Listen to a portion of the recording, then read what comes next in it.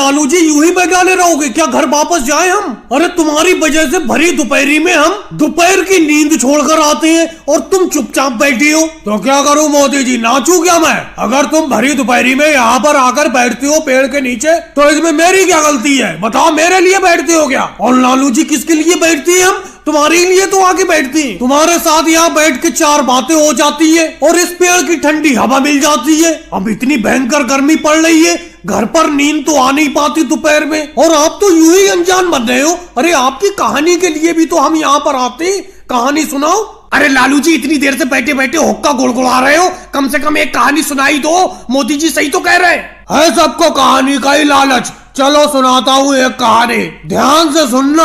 एक बार अपने गांव में ऐसी गर्मी पड़ी जैसी इस साल गर्मी पड़ रही है। तालाब नदी नाले सब सूख गए, चारों तरफ बर्फ ही बर्फ गिरती थी। बस जहाँ देखो गांव में बर्फ नजर आ रही थी, इतनी भयंकर गर्मी पड़ी। अरे लालू जी, कहानी को कहाँ ले गए? कहाँ बर्फ, कहाँ गर्मी? गर्मी की कहानी सुना रहे हो, गर्मी में बर्फ कहाँ से गिरने लगी? अगले में साफ साफ अभी बता देता हूँ, गर्मी बहुत ज्यादा पड़ रही है। कहानी सुनाते वक्त भी मेरा दिमाग सही तरीके से काम नहीं कर रहा है, इसीलिए शब्द थोड़े से इधर उधर हो सकते हैं। अरे लालू जी, थोड़े बहुत शब्द इधर उधर हो सकते हैं, चलो मान लेंगे। आपने तो मौसम ही बदल दिया। गर्मी की कहानी सुना रहे थे, गर्मी में आपने बर्फ गिरा दी। चलो दूसरी कहानी सुना देता हूँ, ये वाली कहानी छोड़ो। एक बार की बात है, अपने गाँव में बहुत विकट ठंड पड़ी, कड़ाके की ठंड। सारे नदी नाले तालाब सब बर्फ से जम गए। जो भी घर से बाहर आता लू का एक तमाचा खाता।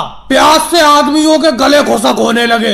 अरे लालू जी, फिर से कहानी को आप दूसरी दिशा में ले गए। कहा गांव में सर्दी बर्फ पड़ी थी और इस बर्फ में लोगों को लू के तमाचे कैसे लगने लगे, प्यास से गले खुशक कैसे होने लगे? अरे आप गर्मी में ले गए कहानी को। तो क्या हुआ योगी जी, गर्मी में ले गया? मौसम देख रहे हो, गर्मी का मौसम तो ही चल रहा है। छोड़ो कहानी को, आज कहानी सुनाने का